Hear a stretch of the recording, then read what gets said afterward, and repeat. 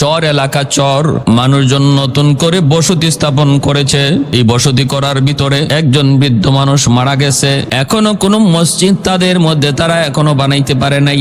কোনো মাদ্রাসা নাই, মসজিদ নাই, আলেম নাই, উলামা নাই, ইমাম নাই। লোকটা মারা যাওয়ার পর মানুষগুলা পড়ে গেছে বিপদে যে এই মানুষটারে কেমন করে আমরা দাফন করব, কেমন করে জানাজা দিব, কেমন করে তারে গোসল করাবো। কয় আমরা তো ভালো করে কিছুই বুঝি না, আলেম উলামা কেউ তো নাই।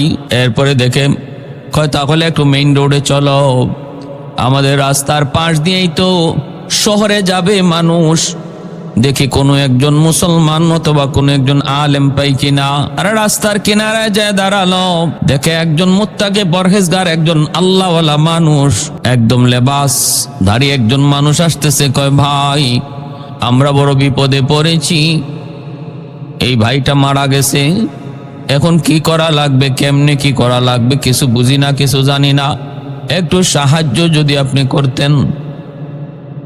মুসলমান লোকটাই কয় ঠিক আছে, অসুবিধা নাই, আমি সাহায্য করতেছি, আপনারা সহযোগিতা করেন। গোসলের ব্যবস্থা হলো, কাফনের ব্যবস্থা হলো, জানাজাও পড়ানো হলো। এরপরে লোকগুলি কয় আপনি যদি একটু কষ্ট করে কবরে রেখে যাইতেন। কয় আমার অফিসের টাইম হয়ে গেছে, ঠিক আছে চলো তাও করি। কবরের মধ্যে সে রাখলো। এরপরে অফিসের দিকে রওনা দিল। ওরা মাটি চাপা দিতেছে, অফিসে ঢুকবে, পরিচয়পত্র চায়, কিন্তু পরিচয়পত্র পকেট থেকে পড়ে গেছে কখন, আল্লাহর বান্দার খেয়াল নাই। আমাকে একটু সুযোগ দেন, মনে হয় ওই কবরে পড়ছে যেই কবরে আমি লাশ রাখছিলাম, বুক পকেট থেকে পরিচয়পত্রটা পড়ে গেছে, আমাকে একটু সুযোগ দেন, আমি নিয়ে আসি। সে গেল, যায় দেখে মানুষজন মাটি চাপা দিয়া মাত্র চলে যাবে। ভাইরে একটু সুযোগ দিবানি, একটু সহযোগিতা সাহায্য করবানি। কয় কি?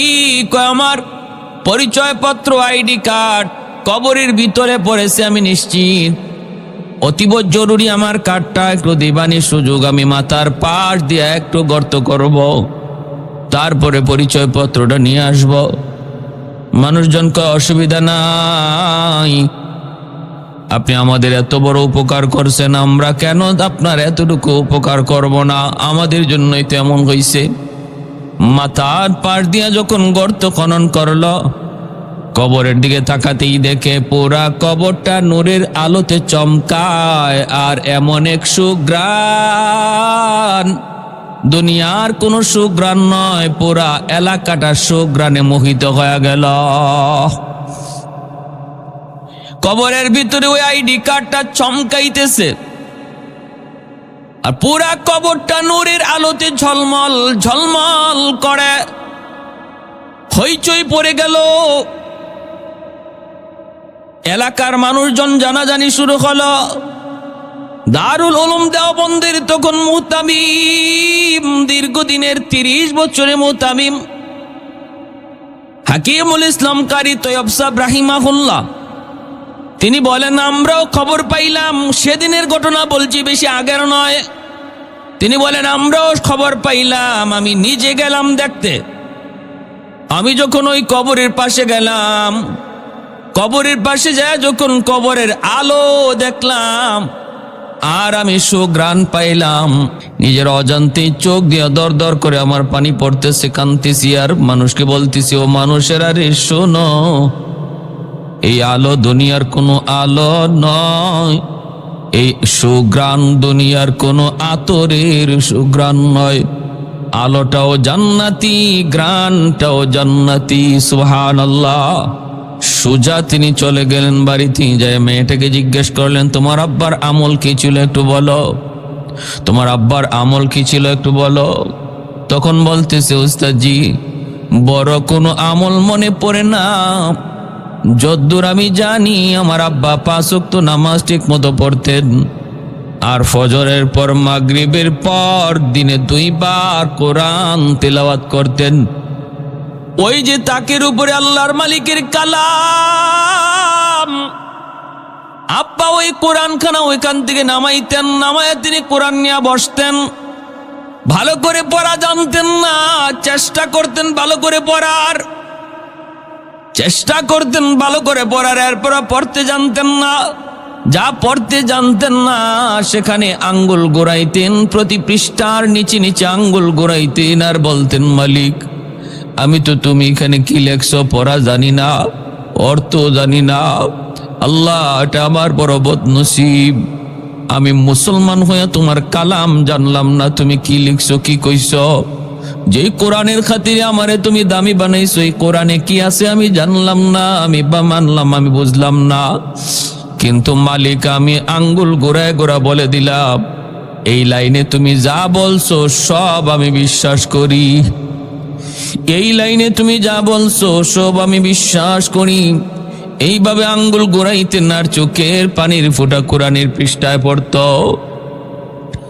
এই কথা বলতেই হাকিমুল ইসলাম বলেন, আমি কোরআন খালা সাহেব এখান থেকে নামাইলাম, নামাই আমি কোরআন বের করলাম। যে কোরআনখানা ইনি পড়তেন ওই কোরআনখানা বের করে দেখি কোরআনের প্রতি পৃষ্ঠায় পৃষ্ঠায় লাইনের নিচে নিচে তার আঙ্গুলের দাগ পড়ে গেছে। প্রতিদিন যে আঙ্গুল ঘুরাইতো ওই আঙ্গুলের ছাপ পড়ে গেছে, ছাপ। আর পৃষ্ঠায় পৃষ্ঠায় এখনো চোখের পানির ফুটা লেগে আছে। জোরে কোন সুবহানাল্লাহ।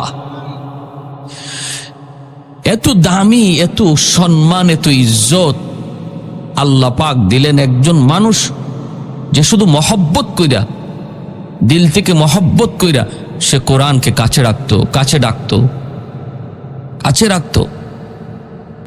হাসরের মাঠে আল্লাহ পাক রব্বুল আলামিন তার কুদরতি কদম মোবারক তিনি পেশ করবেন। দেখা মাত্রই একটা আওয়াজ হবে, আল্লাহর কদমে সেজদা দাও। অনেক মানুষ সেজদা দিবে, কিন্তু আল্লাহ এই আয়াতে বলতেছেন ওই সকল মানুষগুলি তারা আমাকে রুকু করতে পারবে না, তারা আমার সামনে মাথা ঝুঁকাতে পারবে না। চেষ্টা করবে মাথা ঝুঁকানোর, কিন্তু ঝুঁকবে না। চেষ্টা করবে আল্লাহর কদমে সেজদা দেওয়ার, কিন্তু সেজদা দিতে পারবে না। পিঠ বাঁকা হয় না, পিঠ বাঁকা হয় না। বেশি বেশি চেষ্টা করলে আল্লাহর নবী তার হাদিস শরীফে বলেন, বেশি বেশি চেষ্টা করলে পিছন দিক দিয়ে পড়ে যাবে, তবুও সামনে পড়বে না, সামনের দিকে পড়বে না, পিছন দিক দিয়ে উপর হয়ে পড়ে যাবে। এরা কারা? আফসোস করবে, কান্না শুরু করবে, কান্না শুরু করবে। চোখের সামনে দেখবে পরিচিত মানুষ আল্লাহকে সেজদা করছে, চোখের সামনে দেখবে বন্ধু আল্লাহকে সেজদা করছে, চোখের সামনেই দেখবে তার পাশে প্রতিবেশী যার সাথে প্রতিদিন দেখা হতো সে আল্লাহকে সেজদা দিচ্ছে, কিন্তু সে পারে না। দেখবে তার পাশের দোকানদার আল্লাহকে সেজদা দেয়, কিন্তু সে পারে না। এই অবস্থায় সে কান্না শুরু করবে, আফসোস করে করে কাঁদবে। আল্লাহ পাক তারে জিজ্ঞেস করবেন, বান্দা কাঁদো কেন? তখন বলবে, আল্লাহ তোমাকে সেজদা দিতে পারি না। কেন? আমার পিঠ বাঁকা হয় না, পিঠ বাঁকা হয় না। আল্লাহ পাক তখন বলবেন, দুনিয়াতে আমার সামনে পিঠ বাঁকা করছিলানি, দুনিয়াতে আমার কদমে পিঠ বাঁকা করছিলা? বলবে মাঝে মাঝে। আল্লাহ পাক বলবে, যখন উলামায়ে কেরাম তোমাকে বুঝাইছিল বুঝ মানছিলা, এখন কাঁদো কেন? হাসরের মাঠ কাদার জায়গা নয়। হাসরের মাঠে কাঁদলেও আমি আল্লাহ শুনি না, দেখি না। তো দুনিয়াতে কাঁদলে আমি তাকে সান্ত্বনা দেই, দুনিয়াতে কাঁদলে আমি আল্লাহ তার কাছে যাই। মান তাকাররাবা ইলাইয়া শিবরান তাকাররাবতু ইলাইহি যিরা। লাইসা শাইউন আহাব্বু ইলাল্লাহি মিন কাতরাতাইন, কাতরাতু দুমুইন মিন খাশিয়াতিল্লাহ ওয়া কাতরাতু দামিন ইউহরাকু ফি সাবিলিল্লাহ। মায়ার নবী বলেন, দুটা ফুটা আল্লাহর কাছে বড় দামি। এর ভিতরে একটা ফুটা হলো আল্লাহর ভয়ে চোখের পানির ফুটা, আরেকটা ফুটা হলো রক্তের ফুটা, যেই রক্ত আল্লাহর রাস্তায় শহীদ হয়। যেরকম সুবহানাল্লাহ। এই দুই ফুটা আল্লাহর কাছে সবচেয়ে প্রিয়। লাইসা শাইউন আহাব্বু ইলাল্লাহ, নবীজি বলেন এর চেয়ে প্রিয় আর কিছু নাই আল্লাহর কাছে। এক হলো বান্দা আল্লাহর ভয়ে যখন চোখের পানি ফালায়, আল্লাহর ভয়ে যখন তার চোখ থেকে পানি ঝরে, এই চোখের পানির ফোঁটা আর শহীদের রক্তের ফোঁটা, এই দুই ফোঁটার চেয়ে আল্লাহর কাছে প্রিয় বস্তু আর কিছু নাই। তো আল্লাহ পাক রব্বুল আলামিন বলবেন, দুনিয়াতে কান্না করার বহু জায়গা ছিল, দুনিয়াতে আমার কদমে সাজদা দেওয়ার বহু সুযোগ ছিল, তুমি দিলা না। উলামায়ে কেরাম তাদের মেহনত করে যাচ্ছে, উলামায়ে কেরাম তাদের দাওয়াতের কাজ তারা চালিয়ে যাচ্ছে, ঠিকই তারা তাদের কাজ, তারা তাদের দায়িত্ব চালিয়ে যাচ্ছে, কিন্তু এটা আমার বদনসিব, আমি গ্রহণ করতে পারি না। কোরআনের আওয়াজ কম বেশি সবার কানে যাচ্ছে, কিন্তু কেউ গ্রহণ করতেছে, কেউ করতেছে না, কেউ আসতেছে, কেউ আসতেছে না, কেউ বসে, কেউ বসে না। কোরআন শিক্ষার আওয়াজ মোটামুটি কানে যাচ্ছে, কেউ বসতেছি, কেউ শিখতেছি, কেউ শিখতেছি না। আল্লাহর কালামের বহুত বড় এক হক, কোরআনুল করিমের হক হলো বান্দা এই কোরআনকে সহি শুদ্ধ করে তেলাওয়াত শিখবে, এটা কোরআনের হক। হাসরের মাঠে যারা কোরআন সহি শুদ্ধ করে তেলাওয়াত জানে না, তাদের বিরুদ্ধে কোরআন আল্লাহর দরবারে মামলা দিবে। কোরআন যে আল্লাহ আমার হক রক্ষা করে নেই, হক নষ্ট করছে, আমি তার ঘরে শুধু সাজানোই ছিলাম, কিন্তু সে তেলাওয়াত করতো না। আর সেদিনের মামলা হবে সবচেয়ে জটিল মামলা। কোরআন যার বিরুদ্ধে মামলা দিবে, কোরআন যার বিরুদ্ধে বাদী হবে, এই মামলা হবে জটিল মামলা। আবার কোরআন যার পক্ষে সুপারিশ করবে, নবীজি বলেন এই সুপারিশ হবে সকল সুপারিশের চেয়ে শক্তিশালী সুপারিশ। যেরকম সুবহানাল্লাহ। মা মিন শাফিঈন আফজালু, আল্লাহর নবী রহমতের নবী বলেন যত সুপারিশ আল্লাহর দরবারে করবে, নবীগণ করবে, ওলি আল্লাহগণ করবে, আদম পয়গম্বর থেকে নিয়া আমার আপনার নবী পর্যন্ত সকল নবী সুপারিশ করবে যার যার উম্মতের জন্য। ওলি আল্লাহগণ সুপারিশ করবে, উলামায়ে কেরাম সুপারিশ করবে, শহীদান সুপারিশ করবে, কিন্তু আল্লাহর নবী বলেন কোরআনের সুপারিশ হবে সবচেয়ে বড় শক্তিশালী সুপারিশ। যেরকম সুবহানাল্লাহ। কারণ সুপারিশ করবে কোরআন আর বলবে আল্লাহ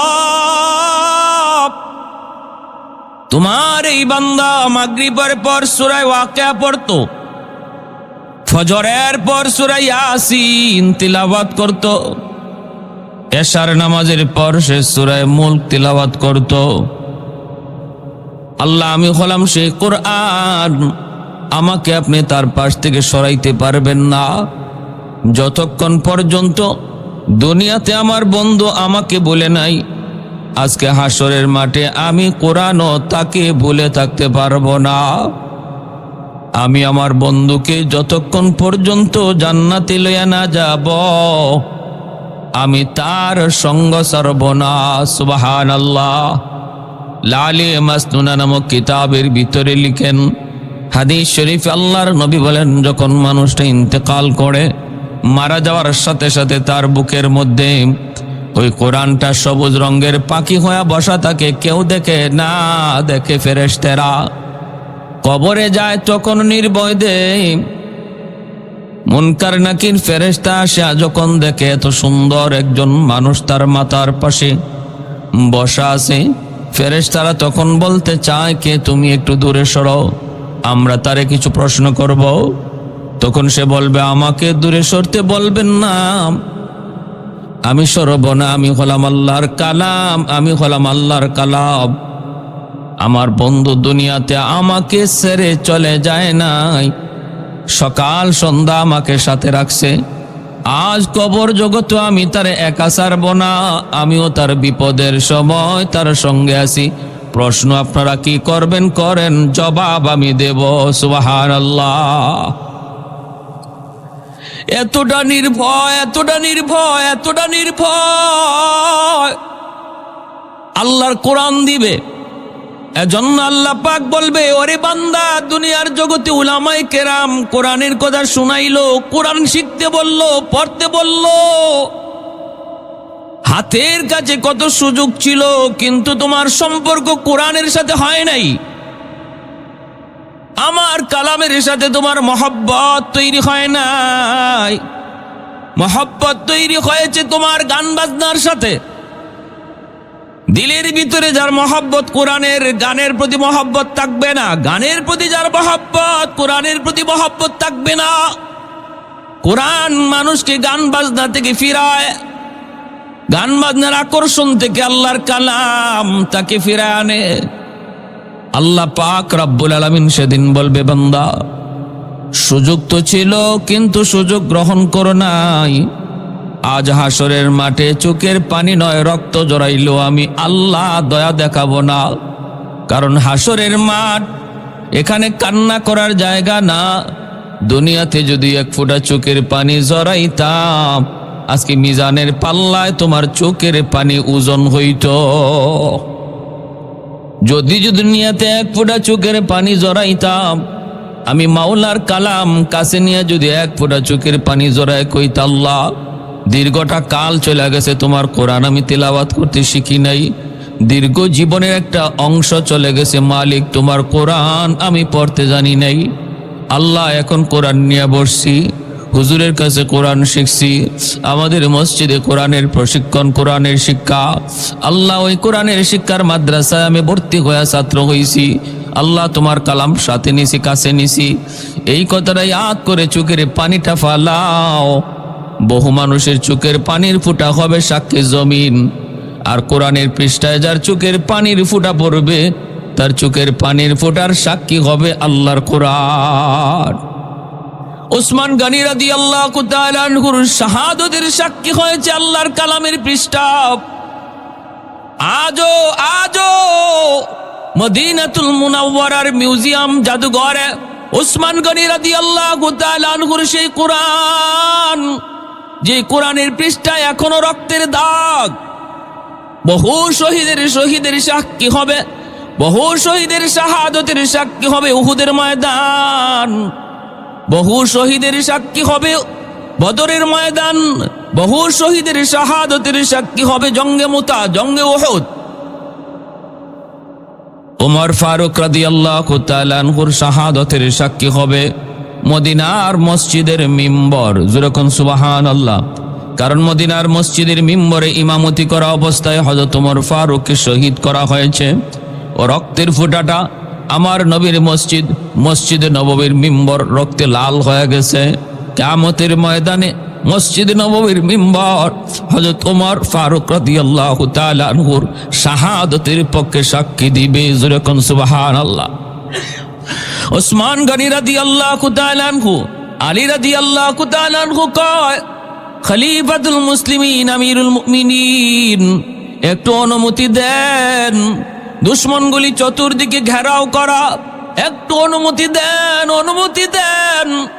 আমাকে লাগবে না, আমার হাসান হুসাইনরে শুধু একটু অনুমতি দিয়া দেন। ওই বান্দরগুলিরে 1 মিনিটও লাগবে না, ওখান থেকে সরাইয়া দিবে।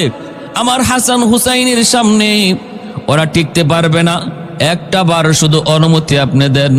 ওসমান গনি বলতেছে, আলী, ও আলী, আমি ওসমান চাই না মদিনায় আমার কারণে রক্তপাত ঘটুক।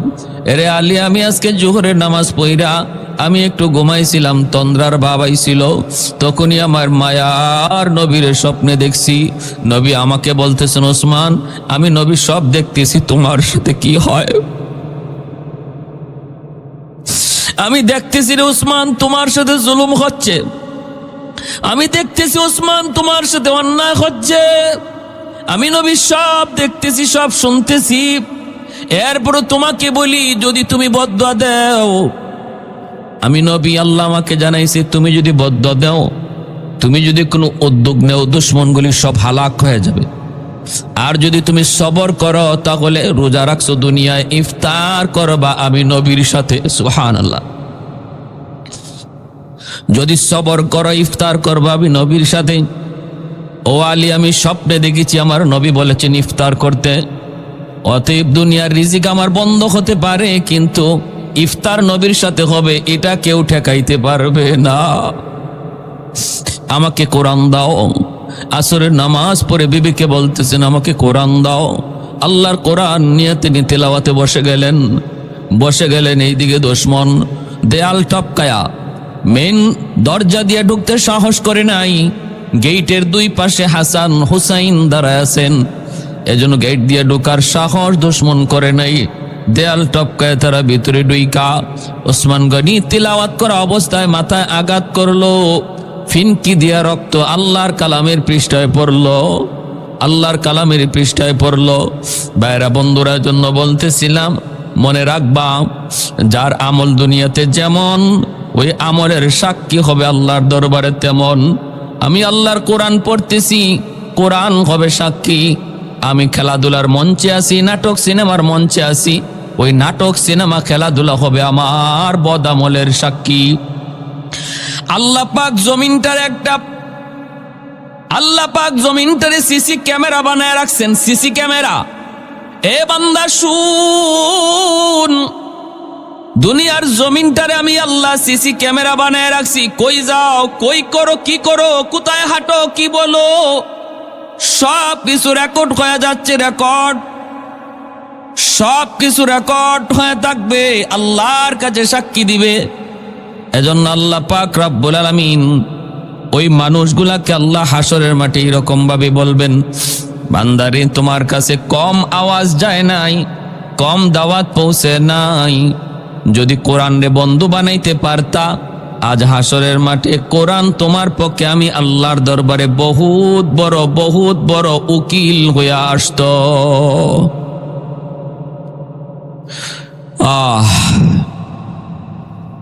ভাইরা আমার, একটা ঘটনা শুধু শুনেন দেখেন। লোকটা জীবনে কোরআন পড়া জানতো না, বৃদ্ধ হয়ে গেছে। ভারতের ঘটনা, দারুল উলুম দেওবন্দের পাশেই একটা দ্বীপ এলাকা, চর মানুষজন নতুন করে বসতি স্থাপন করেছে। এই বসতি করার ভিতরে একজন বৃদ্ধ মানুষ মারা গেছে। এখনো কোনো মসজিদ তাদের মধ্যে তারা এখনো বানাইতে পারে নাই। কোনো মাদ্রাসা নাই, মসজিদ নাই, আলেম নাই, উলামা নাই, ইমাম নাই। লোকটা মারা যাওয়ার পর মানুষগুলা পড়ে গেছে বিপদে, যে এই মানুষটারে কেমন করে আমরা দাফন করব, কেমন করে জানাজা দিব, কেমন করে তারে গোসল করাবো। কয় আমরা তো ভালো করে কিছুই বুঝি না, আলেম উলামা কেউ তো নাই। এরপরে দেখে কয় তাহলে একটু মেইন রোডে চলো, আমাদের রাস্তার পাশ দিয়েই তো শহরে যাবে মানুষ, দেখি কোনো একজন মুসলমান অথবা কোনো একজন আলেম পাই কিনা। তারা রাস্তার কিনারায় যায় দাঁড়ালো, দেখে একজন মুত্তাকি পরহেজগার, একজন আল্লাহওয়ালা মানুষ, একদম লেবাস ধারী একজন মানুষ আসতেছে। কয় ভাই, আমরা বড় বিপদে পড়েছি, এই ভাইটা মারা গেছে, এখন কি করা লাগবে, কেমনে কি করা লাগবে কিছু বুঝি না, কিছু জানি না, একটু সাহায্য যদি আপনি করতেন। মুসলমান লোকটাই কয় ঠিক আছে, অসুবিধা নাই, আমি সাহায্য করতেছি, আপনারা সহযোগিতা করেন।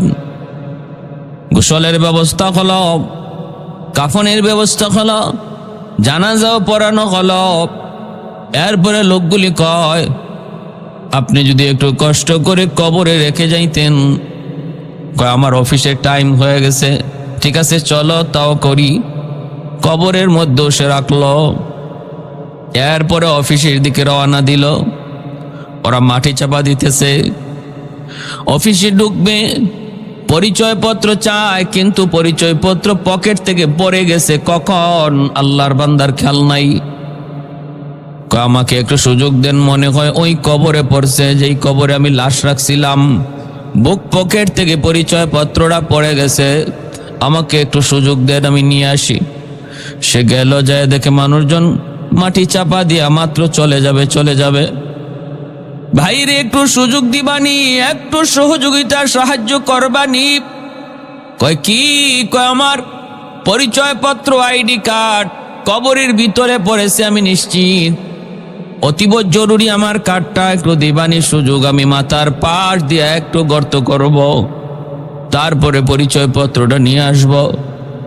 মানুষজনকে অসুবিধা নাই, আপনি আমাদের এত বড় উপকার করছেন, আমরা কেন আপনার এতটুকু উপকার করব না? আমাদের জন্যই তো এমন হইছে। মাথার পাশ দিয়া যখন গর্ত খনন করলো, কবরের দিকে তাকাতেই দেখে পুরা কবরটা নূরের আলোতে চমকায়, আর এমন এক সুঘ্রাণ, দুনিয়ার কোনো সুঘ্রাণ নয়, পুরা এলাকাটা সুঘ্রাণে মোহিত হয়ে গেল। কবরের ভিতরে ওই আইডি কার্ডটা চমকাইতেছে, আর পুরা কবরটা নূরের আলোতে ঝলমল ঝলমল করে। হইচই পড়ে গেল, এলাকার মানুষজন জানাজানি শুরু হলো। দারুল উলুম দেওবন্দের তখন মুহতামিম, দীর্ঘদিনের 30 বছরের মুহতামিম হাকিমুল ইসলাম কারি তৈয়ব সাহেব রাহিমাহুল্লাহ, তিনি বলেন আমরাও খবর পাইলাম, সেদিনের ঘটনা বলছি, বেশি আগের নয়।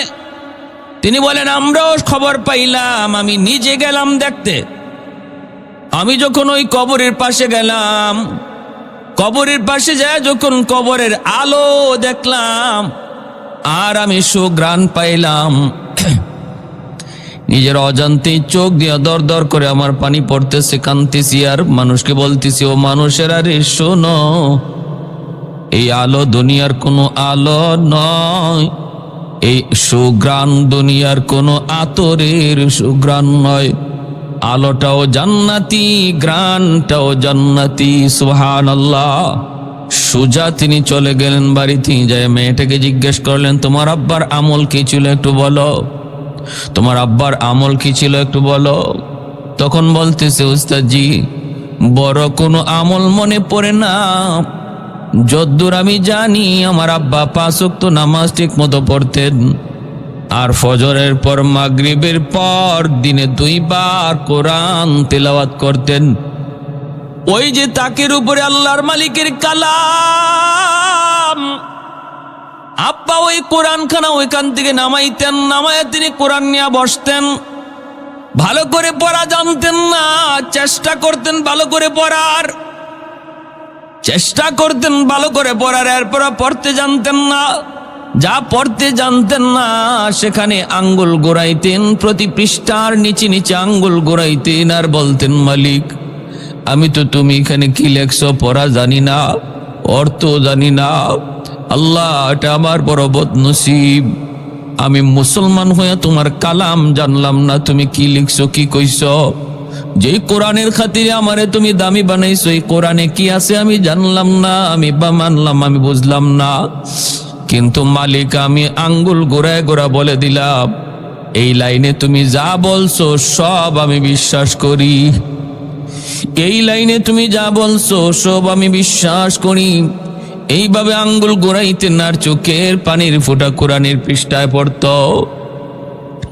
এই কথা বলতেই হাকিমুল ইসলাম বলেন, আমি কোরআন খালা সাহেব এখান থেকে নামাইলাম, নামাই আমি কোরআন বের করলাম, যে কোরআনখানা ইনি পড়তেন ওই কোরআনখানা বের করে দেখি কোরআনের প্রতি পৃষ্ঠায় পৃষ্ঠায় লাইনের নিচে নিচে তার আঙ্গুলের দাগ পড়ে গেছে।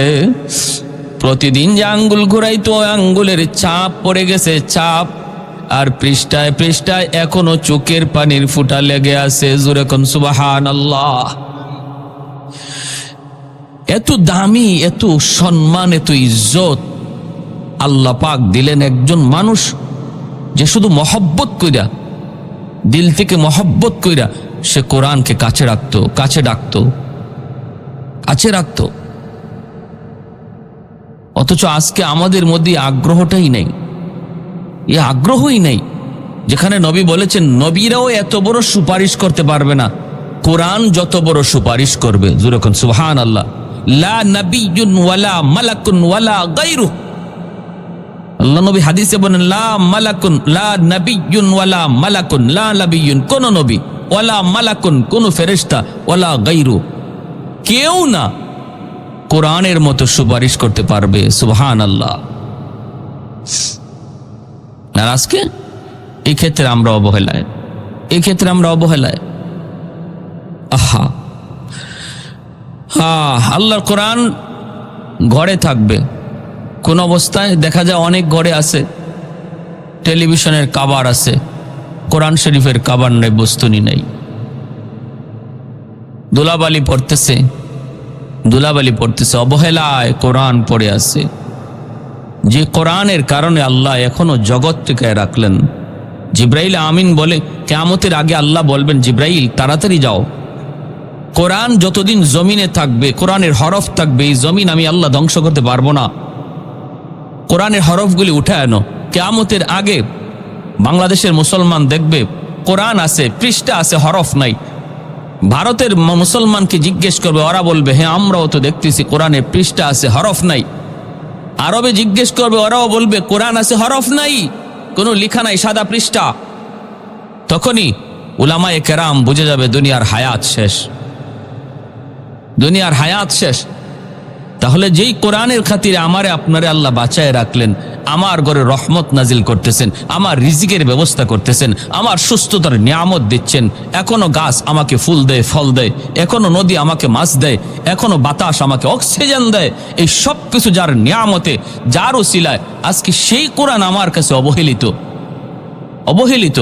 সব জিনিসের মূল্য করি আমি, কিন্তু কোরআনের মূল্য আমার কাছে কম, নজর কম। এতটুকু যদি আজকে নিয়ত করি যে আমরা আজকে থেকে আজকেই যে খবর নেব কার ঘরে কয়খানি কোরআন আছে, এ কোরআন বের করব, বের করে কোরআন মুছবো, মুচ্ছা তারপরে আমরা টেইলারের কাছে যাব, যাইয়া আল্লাহর কোরআনের একটা কাপড় দিয়ে বস্তুনি বানাবো। এই নিয়তটা কারা কারা করতে পারে? একটু হাত উঠে দেখান তো আল্লাহকে। আল্লাহ তুমি প্রতিটা হাতকে কবুল করো। যাই আজকেই, আজকেই নিয়ত, মসজিদে বসেও আদা দিছি, আমরা মসজিদে বসেও আদা দিছি আল্লাহর কাছে। আজকে ঘরে যাই আল্লাহর কোরআনকে বের করব, বের করে মুছবো, চুমু খাবো, বুকে লাগাবো। এতদিন যে আমি তার সাথে তার হক নষ্ট করেছি, এতদিন যে আমি তার কলিজায় ব্যথা দিছি, এজন্য পারলে এক ফোঁটা চোখের পানি ফেলাবো। তারপরে আল্লাহর কোরআন লইয়া, কোরআন মুইসা আমরা বস্তুনির ব্যবস্থা আজকেই করব, একটা ঢাকনার ব্যবস্থা করব টেইলারের কাছ থেকে। আর আরেকটা কাজ হলো, নিয়ত করি আমাদের মসজিদে যেহেতু এশার পরে কোরআন শিক্ষার তালিম হয়, একজন ভালো একজন উস্তাদ আসছেন কোরআন শিখাইতে। অনুরোধ করব, আল্লাহর কালাম শেখার কোনো বয়স নাই।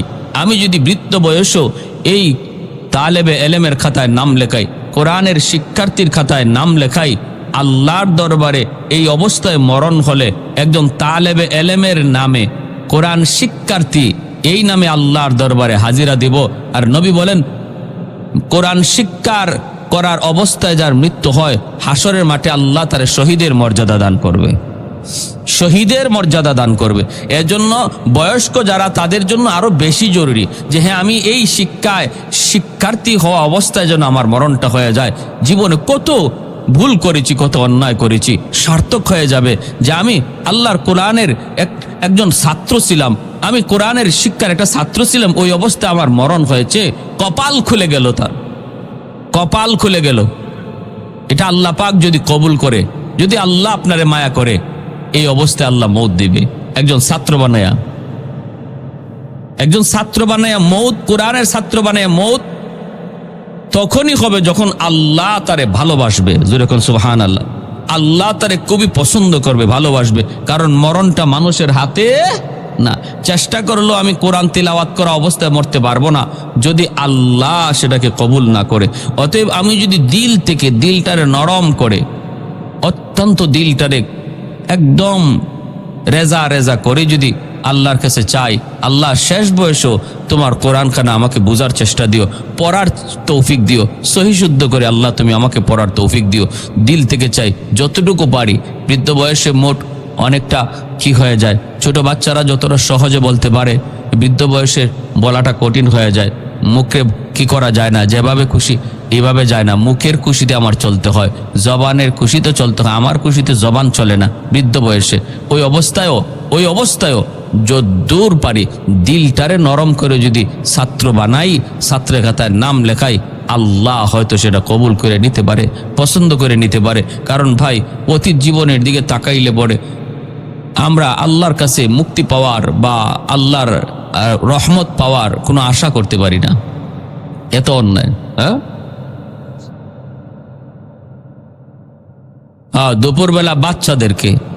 দুপুরবেলা বাচ্চাদেরকে মক্তবে পাঠায়েন। আমাদের মক্তবে হাফেজ সাহেব আছেন, উনি পরে এখানে বাচ্চারা কমে গেছে। দেখেন বাপমার দায়িত্ব কত বড় দায়িত্ব। হ্যাঁ, আপনি যদি আপনার বাসায় রেখে একজন আলেম রেখে পড়ান সহি শুদ্ধ করে, সেটা ভালো, আলহামদুলিল্লাহ। কিন্তু এটা যারা করি না, তারা অন্তত দুপুরবেলা মক্তবে পাঠায়, মসজিদে পাঠায়, হুজুরের কাছে। এখানে সহি শুদ্ধ করে কোরআনটা শিখুক ছোট্টবেলায়। তারপরে সে যদি এটাকে চর্চা রাখে, আর চর্চা রাখানোর দায়িত্বটা বাপমা যদি একটু দেখশন রাখে, একটু শাসন করে, তাহলে তার চর্চাটা থাকবে, নতুবা চর্চাটা ভুলে যাবে। সে দুপুরবেলা আমরা মক্তবে বাচ্চাদেরকে পাঠাবো, আর এশার পরে আমরা ইনশাল্লাহ মসজিদে বসবো। পারবো না ইনশাল্লাহ? আপনাদের যাদের অফিস আছে, আমি বলি না এই কথা যে অফিস ভেঙে চলে আসেন, না, অফিস থাকলে সেটা ভিন্ন কথা। দুপুর এশার নামাজ যদি এখানে পড়তে না পারি, সেটা আমার উজর। এর জন্য দিলের মধ্যে একটু চুট খাওয়া দরকার, যে হারে আমি অফিসটার কারণে, আমার ডিউটির কারণে পারলাম না কোরআনের ছাত্র হতে, মনে বড় ইচ্ছা ছিল। এতটুকু চুট অন্তত লাগুক। কারণ আল্লাহ কখনো মানুষের চেহারা দেখেন, আল্লাহ দিল দেখে। ইন্নাল্লাহা লা ইয়ানজুরু ইলা সুওয়ারিকুম ওয়া আমওয়ালিকুম ওয়ালাকিন ইয়ানজুরু ইলা কুলুবিকুম। আল্লাহ দেখতেছে আপনার দিলের হালত। যদি সত্যি আপনার দিলের মধ্যে চোট লাগে, একদিন না একদিন আল্লাহ একটা ব্যবস্থা করে দিবে, যে সুরতে আপনি কোরআনের ছাত্র হইয়া আল্লাহর দরবারে হাজির হবেন। সুবহানাল্লাহ। আল্লাহ ব্যবস্থা করে দিবে, সুযোগ তৈরি করে দিবে আল্লাহ। তবলিগে যাইতে পারি না, কিন্তু দিলে চোট নাই, তার জিন্দগিতে যার তবলিগে যাওয়া হবে না, 3 দিনে বের হওয়া হবে না, চিল্লায় যাওয়া হবে না। কিন্তু আমি বের হতে পারলাম না ব্যস্ততার কারণে, কিন্তু দিলে চোট লাগছে। হ্যাঁ রে, আমার এখন দরকার ছিল বের হওয়ার, একটু দিন শিকার, আল্লাহকে চিনার, একটু শান্ত পরিবেশে, নিরিবিলি পরিবেশে একটু আল্লাহকে ডাকার একটু দরকার ছিল। কখন জানি দুনিয়া থেকে চলে যাই, এই চোটটা লাগছে, আল্লাহ পাক কবুল করে নিছে। একটা সময় মৃত্যুর আগে আল্লাহ আপনাকে একজন দায়ী হিসাবে ওই রাস্তায় রাইখে আল্লাহ তার দরবারে কবুল করে নিবে। ইন্নাল্লাহা লা ইয়ানজুরু ইলা সুওয়ারিকুম ওয়া আমওয়ালিকুম ওয়ালাকিন ইয়ানজুরু ইলা কুলুবিকুম। কলব, এজন্য দিল তৈরি করি। এক আয়াত আল্লাহ পাক বলেন, কিয়ামতের ময়দানে আমি তো শুধু তাদেরকেই দেখব যারা নরম দিলে, স্বচ্ছ দিল নিয়ে আমি আল্লাহর কাছে এসেছি। ইল্লা মান আতা বিকলবিন সালিম, যারা আমার কাছে কলবে সালিম নিয়ে এসেছে তারাই মুক্তিপ্রাপ্ত হবে। এজন্য আমার ভাই, আমরা ইনশাল্লাহ এশার নামাজ যারা এখানে পড়ব, আপনাদের কাছে অনুরোধ, আমরা নামাজ পড়ে আর আমরা যত ব্যস্ততাই থাকুক আমরা সেটা পরে দেখব, কিন্তু নিয়ত করি যে আমার সব ব্যস্ততার উপরে আমার বড় কাজ হলো আল্লাহর কোরআন শিখা, কোরআনের একজন ছাত্র হওয়া, আল্লাহর কোরআনের ছাত্র হওয়া। এই নিয়ত করে আসার পরে বসে যাব ইনশাআল্লাহ। আর আমাদের ছাত্রদেরকে, আমাদের বাচ্চাগুলিকে আমরা জোহরের পরে, জোহরের নামাজের সময় মক্তবে পাঠাইয়া দেব, কারণ এটা বাপমার উপরে জিম্মাদারি, বাপমার উপরে বহুত বড় জিম্মাদারি। আল্লাহ সবাইকে কথাগুলোর উপর আমল করার তৌফিক দান করুন। যারা সুন্নত পড়ি নাই 4 রাকাত কাবলাল জুমা পড়ি।